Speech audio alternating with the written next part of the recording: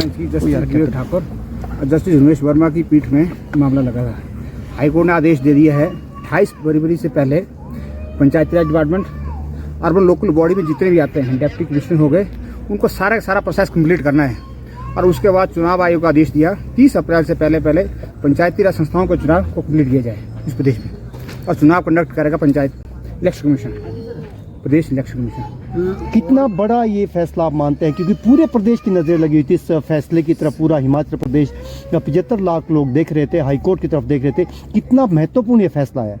सरकार ने 2 टिप्पणियां इसमें दी थी। एक तो पहले डिजास्टर मैनेजमेंट एक्ट के तहत चुनाव नहीं करवा रहे थे पंचायती राज संस्थाओं के। दूसरा वो इसी हाईकोर्ट का एक फैसला था देवेंद्र सिंह नेगी का, जिसको मोटे तौर पर प्रदेश उच्च न्यायालय ने खारिज कर दिया।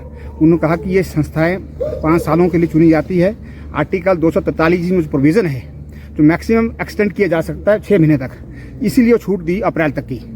तो जो डिजास्टर वाला इशू था वो भी डिसाइड कर लिया कोर्ट ने, और जो देवेंद्र सिंह नेगी वाला था वो भी टच कर लिया। और ये कहा कि 28 फरवरी से पहले कंक्लूड करना होगा। उसमें वोटर लिस्ट लेकर जो तैयारी होती है, डिप्टी कमिश्नर से लेके रोस्टर भी आता है, रिजर्वेशन रोस्टर, सारा जितने भी अर्बन लोकल बॉडीज के जितने भी है डिपार्टमेंट वो इकट्ठा बैठेंगे, दे विल सिट टुगेदर और फैसला करेंगे।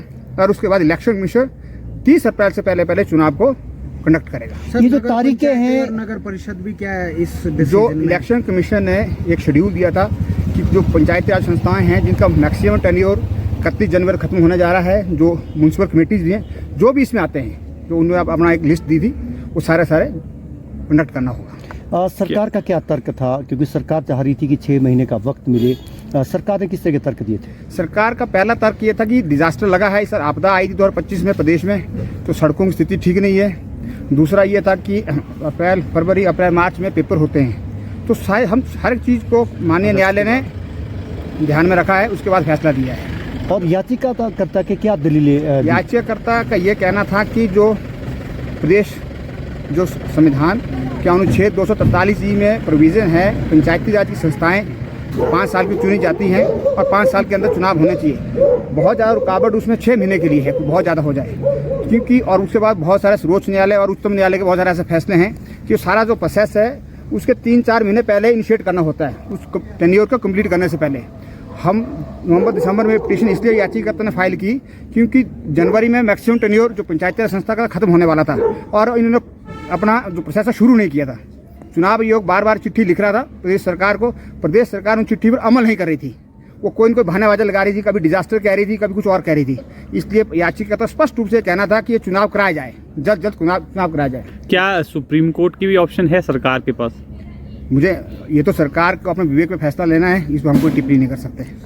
डिकन ठाकुर जी भी है जो याचिका जिन्होंने डाली थी।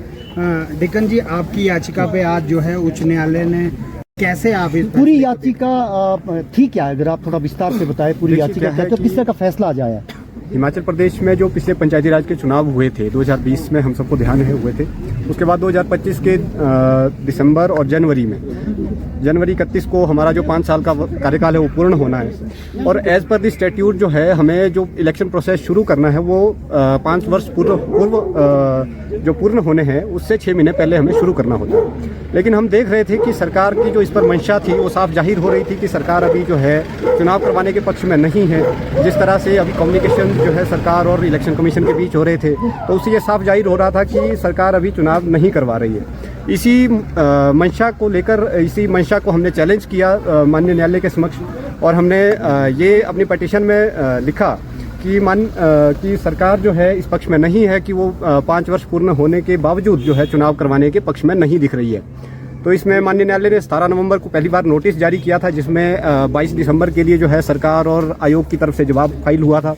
उसके बाद मामला जो है माननीय मुख्य न्यायाधीश जी की खंडपीठ में लगा था।